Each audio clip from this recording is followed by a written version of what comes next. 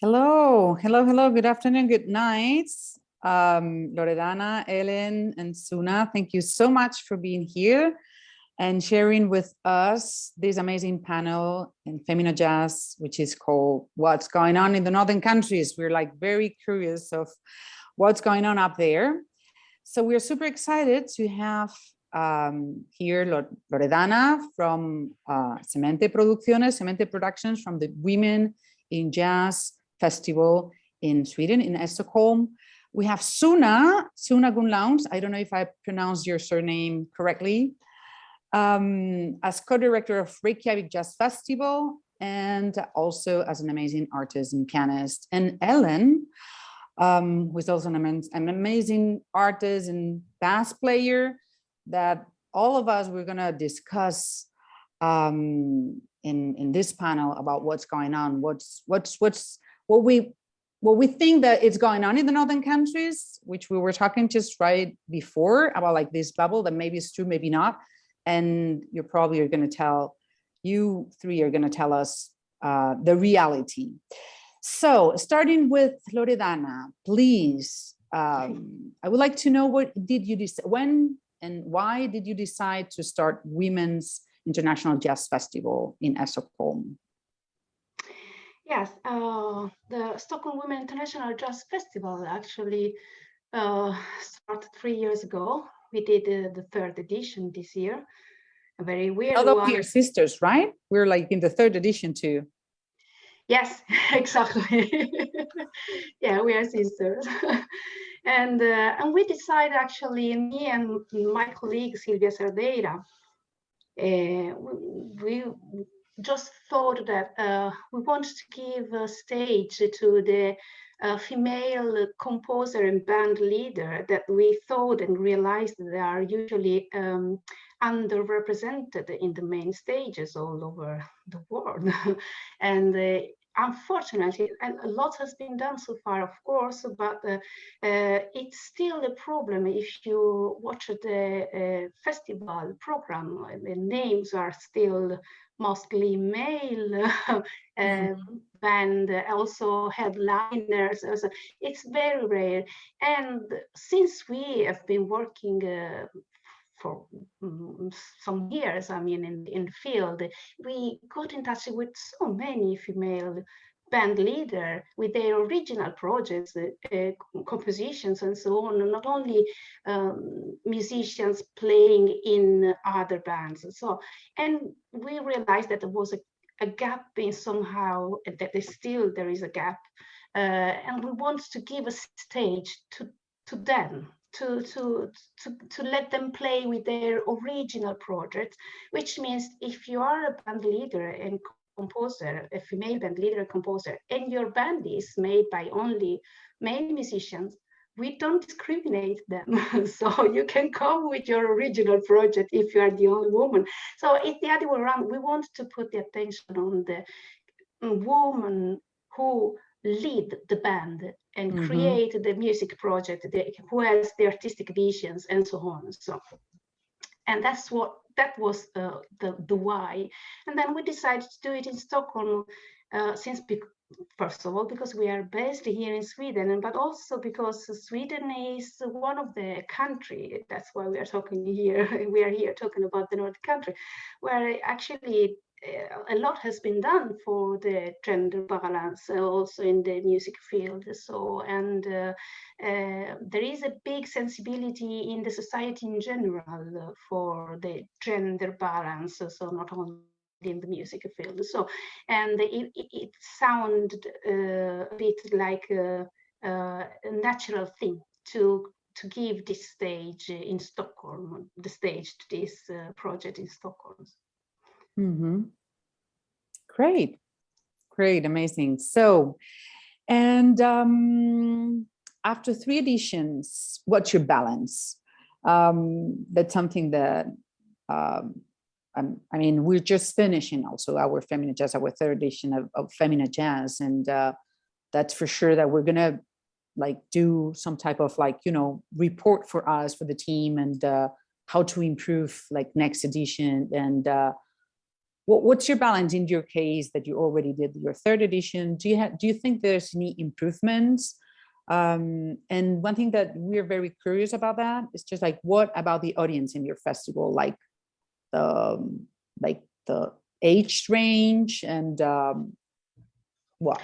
Yeah, this the last one is a very interesting question, actually. So the balance is that after 3 editions, of course, we got lots of success since the first edition, and lots of attention also, both from media and also from a very success in the audience. And the good question is about the audience, because we notice, especially when was, I mean, the first 2 editions, because this year edition was without audience, unfortunately only online because the pandemic. But we had a very interested and young audience, and also quite balanced in gender, if we want to talk about this. Because youngers, especially, they are curious about music, doesn't care the gender, they don't care about that. And actually this is something we are talking about and actually thinking about now, how to develop our festival, because this is a Stockholm Women International Jazz Festival, but we had recently in Tallinn with the Europe Jazz Network working group on gender balance, and we realized that we are actually on a threshold. Maybe we have to step beyond the women problem gap. It's now it's turning into more inclusive gap. But I'm talking about not only women discrimination or unrepresented, but also what any kind of sex. I mean, any kind of identity. Yeah, exactly, identity. Maybe we should widen up, but with the female approach, I would dare to say, because women still have a different approach than men in this. We have definitely a sensibility that can push forward this research and try to find the balance for any kind of unbalance in the world. I mean, not only the music field. So do you think for the 4th edition, Women in Jazz from Stockholm and FeminaJazz, we're going to do any type of collaboration? Why not? Like a tricky question. Why not? We are always open, and that's the best of this job. Try always to find someone who is like-minded and to work with, and that's the most exciting part.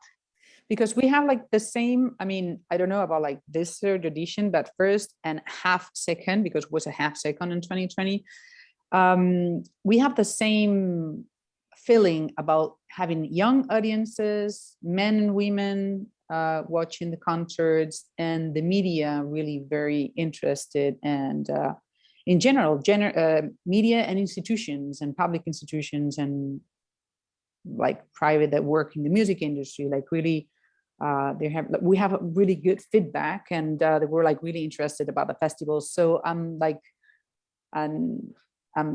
really like, wow, look at that. We have like the same, or like almost the same feedback for festivals like up there and here. So, and that, I think it's a very interesting note to take. So yeah, that would be really, really amazing to have like any type of exchange for next year. That would be amazing. But we'll talk later about that. So we would like to continue with Suna Gundaus. I hope that she's not gonna, I mean, I'm telling you, I'm speaking okay, right? I mean, I'm spelling okay.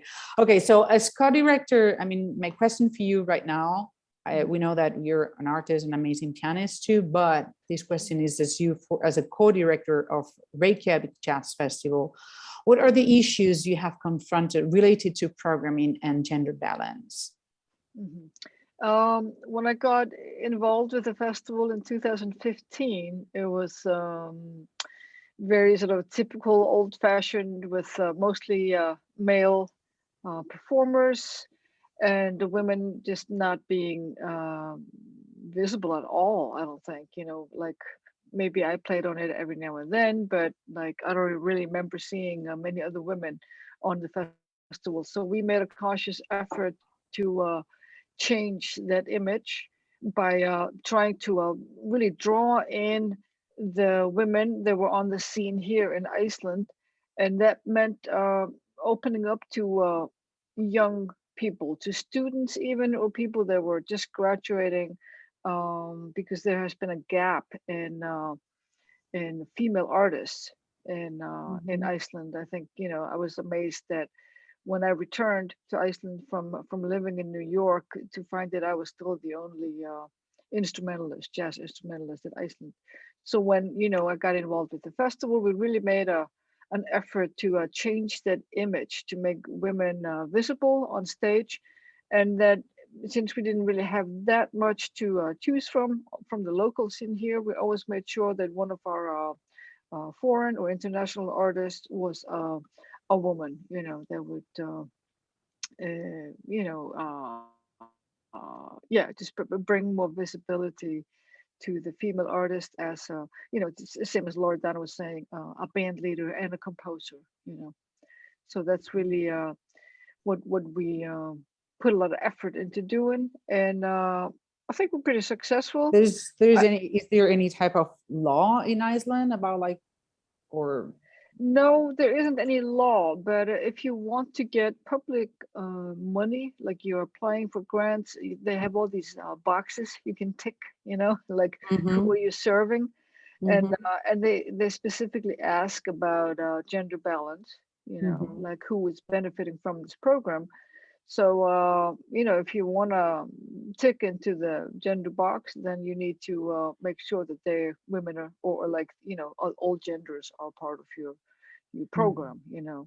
mhm. So, yeah. And well, in 2017, you launched the FeminaJazz.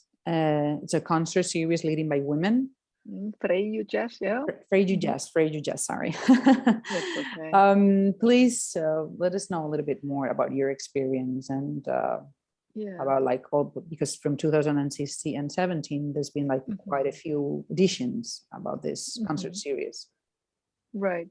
Yeah, being like directing the festival, I felt that women sort of felt that it was that my feeling was that women in Iceland felt that it was very difficult to enter the jazz scene, to break into it, because it'd been, the same sort of guys for a long time dominating it. So I wanted to create this concert series that would try to sort of open the door for them to Mm-hmm. come onto the scene and play the music. And originally I was thinking that it would also encourage the guys to team up with the female performers, like really think about like, wow, which woman from the scene could I team up to take part in this concert series. And that didn't really happen, but instead the women started doing projects, more and more projects with each other, and all these Oh. new bands Mm-hmm. formed out of that, and new music was written. So very good in that sense. And I think it helped them to be confident in trying to get on the jazz festival also, and feeling that they belong on the scene. Mm-hmm. Mm. So, and the idea for 20, I mean, what's your vision about this concert series in the near future? Um, yeah, after COVID, I'm just trying to Yes, rethink after my especially life. after COVID, I think there's like How do we get tons of running challenges, again? right? Yeah, I just wanna, I wanna somehow develop it more and build on it to make it empowering. I think it's empowering for women. I think it's important for us to connect with each other and feel that we're not alone on the scene. Because I Mhm. think being a woman on the scene is kind of a little bit lonely sometimes. You're like, you know, and not many of us. So I want to try to just make it more empowering in some way, and as not just a concert series, but hopefully turn it into a festival where women performers and journalists and art directors and everybody can just come and sort of connect with each other. Exactly. We're working on an artist list from Spain with the Plataforma Jazz España, that you know them. FeminaJazz is part of Plataforma Jazz España, that we this year we entered in the European Jazz Network. We're working on a list because I remember some of colleagues, like some of programmers from, I don't remember the country, but I remember it was a Jazz Jam conference. He told me, like, it was a man, and he told me, like, oh my God, you're gonna get bored after 2 editions. You're gonna have enough artists, women leaders, that are gonna be part of your festival. And I was like so impressed about this quote that I was like, okay, let's make a list. Let's make a list of how many artists are out there. And you know, just in Spain, there is quite a lot. And I'm like, I want to follow this work also, like, you know, maybe collaborate with the European Jazz Network, or any of you, if you're interested, like different countries, to add in more and more women leaders, band leaders in jazz. I think it's interesting. So maybe after that we can connect, right? Everybody, that would be also cool. Yeah. So let's continue with Ellen. Ellen, thank you so much for being here. Born and raised in Norway, bassist and singer Elea Andrea Wang has been a powerful force in jazz and beyond, distinguishing herself as a truly inventive artist that blends styles in unprecedented ways. Her compositions and performance balance the lyrical with the rough, the acoustic with the electric, resulting in a unique modern sound. Thank you so much for being here. And dentro vídeo, por favor.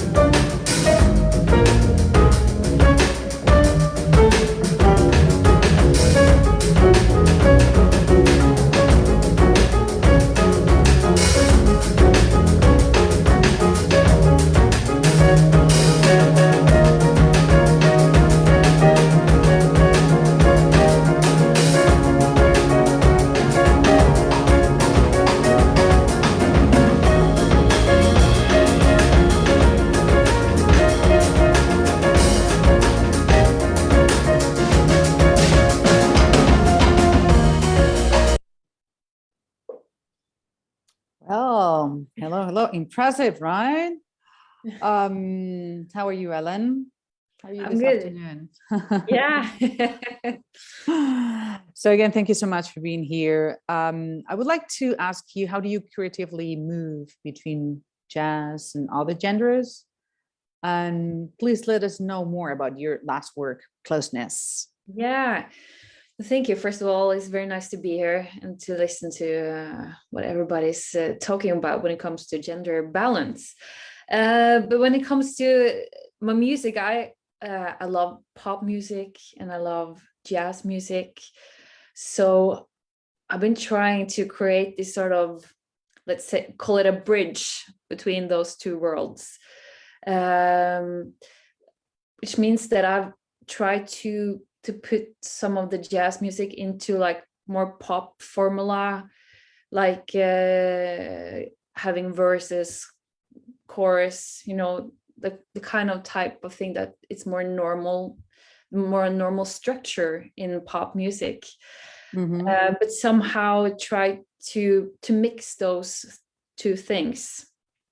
Sometimes it's successful, sometimes it's not, I guess. but for me, it's been sort of having this jazz as an approach of I like to call jazz as, for me, it's freedom, you know. It's a way of how I approach the music itself. And when it comes to my latest album, Closeness, here we listen to a song called Follow Me, which which is not a part of the Closeness album, but another group that I have. But Closeness, I released that album in 2020. And amazing year, by the way. Yes, very good. and Rob Luft, a British guitar player, he plays on it, and Jon Felt, the great Swedish drummer. So it was a bad combination having like very international musicians adding into the situation. Yes, exactly. But I have been sort of studying one of my favorite bass player, Charlie Hayden. And he's been a huge inspiration for me, and he's been doing like everything from bluegrass to more pop music to free jazz. And I love his way of playing, you know, just to let the note or the bass note sing. And then I listen a lot to his music, and I wanted to create an album that had a little bit more melodic instrumental songs, and at the same time I wanted the music to breathe a little bit more. And I had not been playing so much with a guitar player before, so I wanted that as well. So I guess I wanted to create this little my own universe where I had like Charlie Hayden in the spirit. Like he was a part of the creative process, that I was imagining how he would have played on some of these songs or written some of these songs. So that was sort of the closeness, and also to have like the interaction between the three of us, the musicians, like to having this close interaction where you just give yourself to the music and see what's happening. So it's like a combination of improvised music, but also like written melodies, and some of the songs also has this more pop references as well, I would say. So it has a bit of a catchiness, groovy thing to it. Yeah. I like this groovier thing. Yeah. Thank you so much. Now we're gonna go back to Suna, but now we're gonna introduce her as an amazing piano artist. As a child growing up on a small peninsula called Seltjarnarnes, something like that. Not far from Reykjavik. Yeah, I'm like, you know, Like languages are like so easy. Yeah. She began taking lessons on the organ at the urging of of her mother. At first, she had associated piano with not fun. That's really interesting. But then she realized that she could play from the Beatles to Strauss, and it seemed more and more fun each time. Suna Gunlaug's work has received significant critical acclaim, as for example, the Washington Post described her music as possessing such timeless virtues as lyricism and grace, elegantly bridges soul-searching passages with uncluttered swing. Welcome, Suna, again, now as a piano artist and dentro video. Thank you.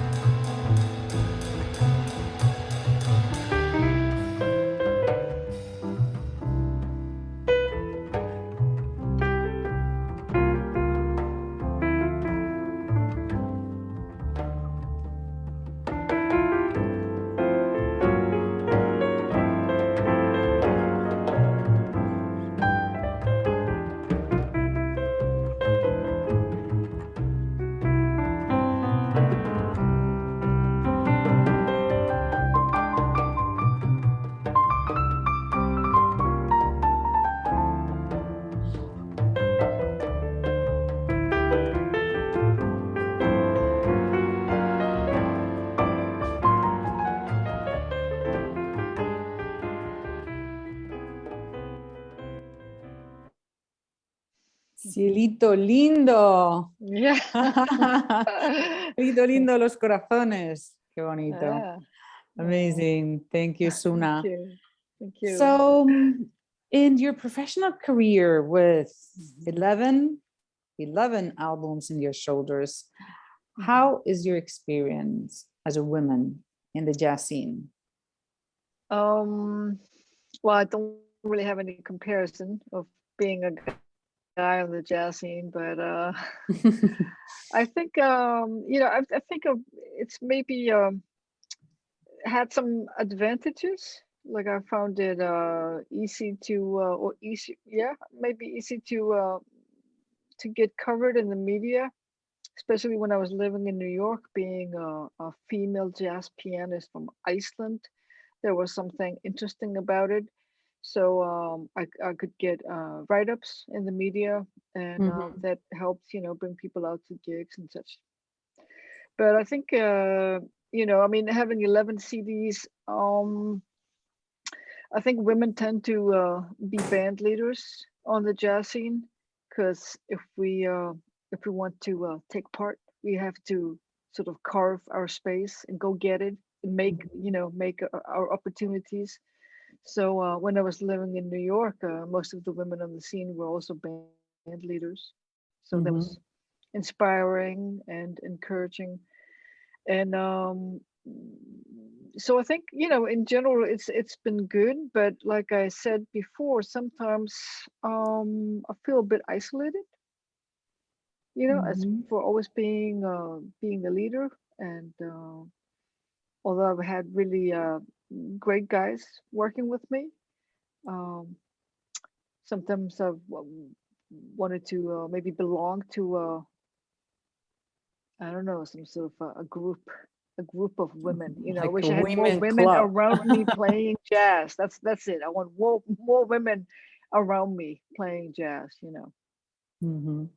Totally So. understand. Like I think in the other side, as producers, promoters, sound techniques. I mean, in the other side, we have the same. The other day, I was in a sound check in a theater, and the monitor sound checking was a girl.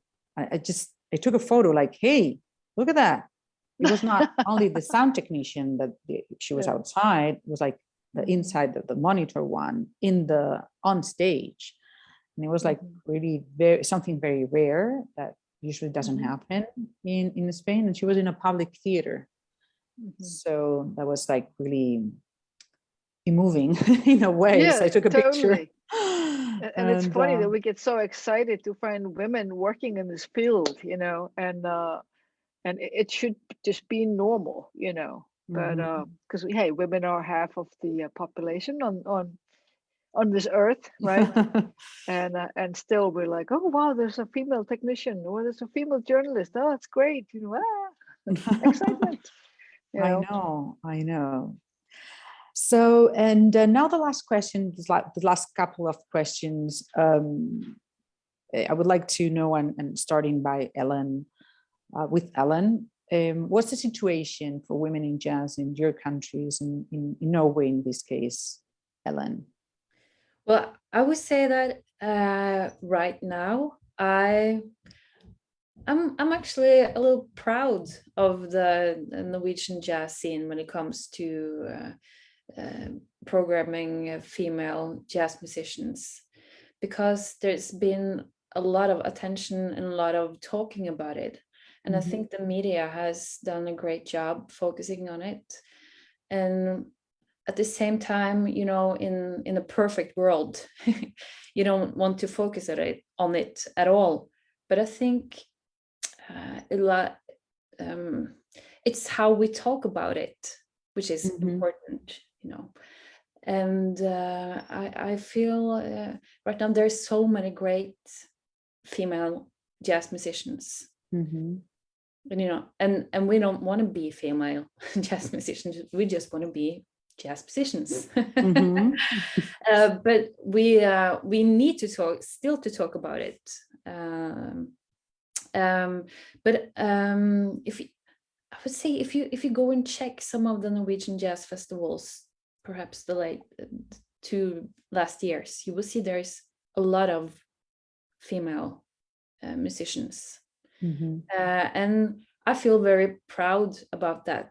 And for example, I just need to add a fun fact, because I was at your concert in Reykjavik, Sunna. I was there. That was great. Yeah. And I remember in 2015, I played with something called Sisters in Jazz, which was arranged by Nicole Johantegen, a German saxophone player. So I've been touring a lot with other female musicians. And I think that kind of projects, when they first start, there's something weird about it, maybe because it's a little bit unnatural, or it's not like we want to have focus on being the female jazz musicians, but it's so important.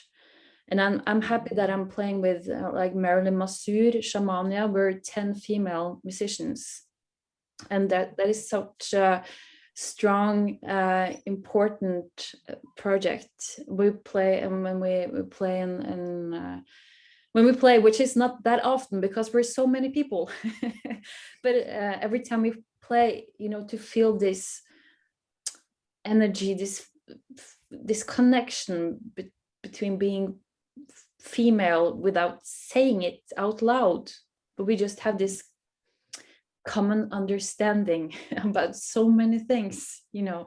I think that's very moving and important, and for me very motivated to keep on going with what I'm doing as a band leader and musician. And yeah, so but answering your question, I think there's in Sweden and Norway especially, there is so much good things happening right now, and it's because we've been having putting that much focus on it and keep on talking about it, creating festivals like you do, and creating these forums. And we also want to invite in the male, because they are important promoters and arrangers. And and that's just like a friendly reminder. They need a friendly reminder. Yes, totally. And the reality is, like last edition in 2019, the panels were not only Madrid. We did like some like little things within other festivals. And the most interesting thing was like to invite also males to talk about like what are their feelings and what are their perspective in terms of gender balance, because there's a whole bunch of programmers that they never question themselves about like, oh, there is no women. Oh, it's okay. I mean, they never question themselves about that. It's like, but with this programs, concert series, festivals, I think they're like just now realizing like, hey, just pay attention. Yeah, and right. that would open like an amazing opportunity for women, that like there's a whole bunch of them waiting for an opportunity to be part of this programming. And I think it's really interesting how their interactions and how like we can share our feeling on our perspective with a male perspective. Yes, this year, like we're doing like all these panels online. I hope to invite you present like next edition or next one. I mean, I would love to have you here and to be able to share with you like, like touching you and all that stuff that we do in Spain very often. And invite like all the males from our industry, from our sector in jazz, to share with us what they're doing in the FeminaJazz España, because the board of directors is like very like we work on that like from the very beginning. We are like as much males and women. So, and I'm like advocating every single time for women in jazz within the platform, like within the association. Like I noticed like from 2019 till now, there's like something different that's going on. And I know that my colleagues from the FeminaJazz España, they're like considering like more and more how they can like, restructure their programmings every year in the festival to integrate women as band leaders as part of the programming. I'm totally sure. And actually most of them, they ask me like, hey, what do you think for this year as a women band leader? Like, who could be interesting? And I was like, yeah, I have an amazing list to share with you. So what about Iceland, Suna? What about what? Iceland, your country. Yeah. What about like the how's it question like, looking? yes, how's it looking? Yes, exactly. Yeah, I think you know, the effort that we put in with the jazz festival, I think it's paying off. I don't direct it anymore. There's a new board directing the festival, but they are continuing the work that we started with, making sure that women are visible. And I think the whole scene is benefiting from it. There's just more diversity, and I think also younger people feel more welcomed on the scene than before, and that's all good, you know. So you know, we're trying to get to the point where we don't have to talk about this anymore, right? Yes, Like that's the Ellen said, idea. at the moment we do need to sort of constantly remind people that there are women on the scene and they need to have their opportunity. So yeah, it's moving in the right direction, but we're still like, I think the jazz scene in general is way behind like the classical scene. It's way behind, you know. So there's still a lot of work to be done. Totally. And what about you, Loredana? I mean, we can say that there's a Northern women jazz scene. Yeah, definitely, I would say so. And as Ellen and Suna confirmed, Sweden is not an exception. In the Nordic countries, there is a quite active young scene, I would say, of young female composer, band leader are growing, and they are around here. They are playing, they are growing, they are popping up, and they are. But the most important thing is that someone is giving them the stage. That's the thing. For instance, last Sunday we had the Stockholm Jazz Festival, and it lasted 10 days and more than 200 concerts in 10 days all over the city of Stockholm.